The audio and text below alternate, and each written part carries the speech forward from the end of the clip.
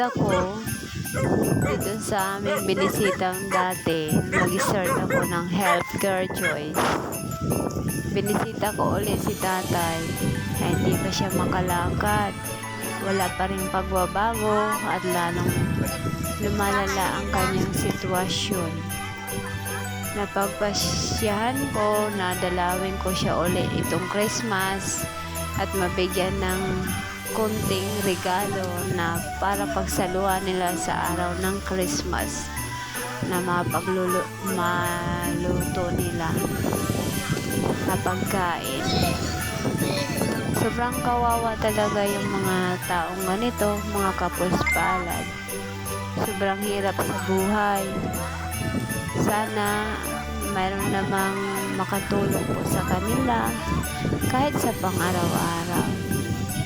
Nakakaawa po talaga sila kahit si tatay ay may stroke. Sobrang hirap ng hanap buhay. Hindi na rin makahanap buhay. Umaasa na lang sila sa suporta ng mga anak nila. Ang mga anak din nila ay kinakapos din. Sobrang hirap sa kanila sa sitwasyon nilang ganyan.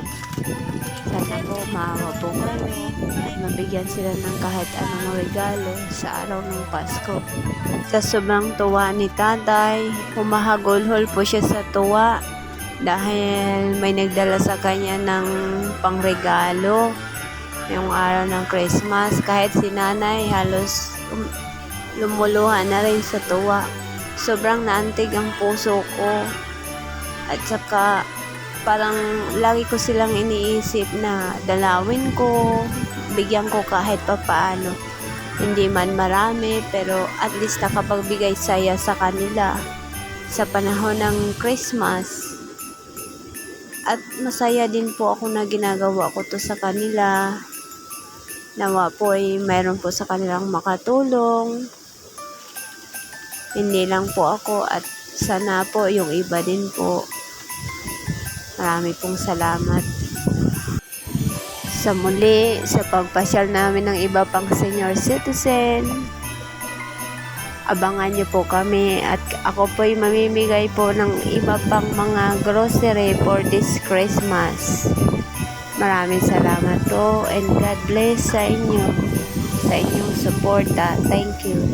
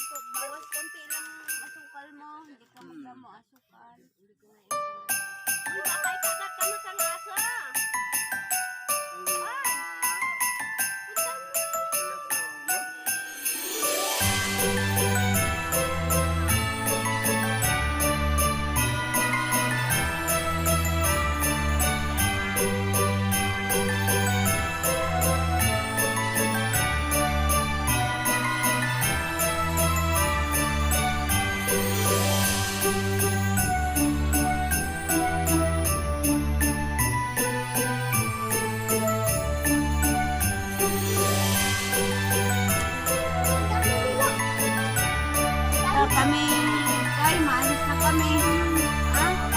Magpabasog ka. Tawag lang na.